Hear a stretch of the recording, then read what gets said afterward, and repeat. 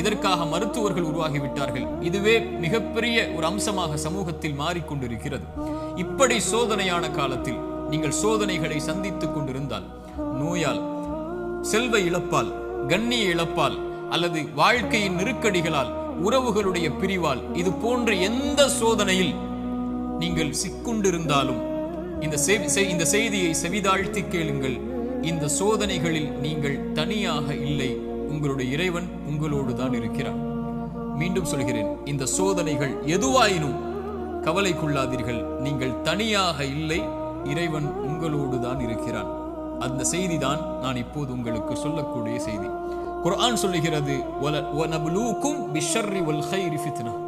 அல்லாஹ் நலவிலும் தீயதிலும் சோதனைகளை கொடுப்பான்.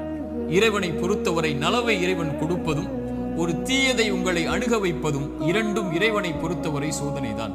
உலகத்தில்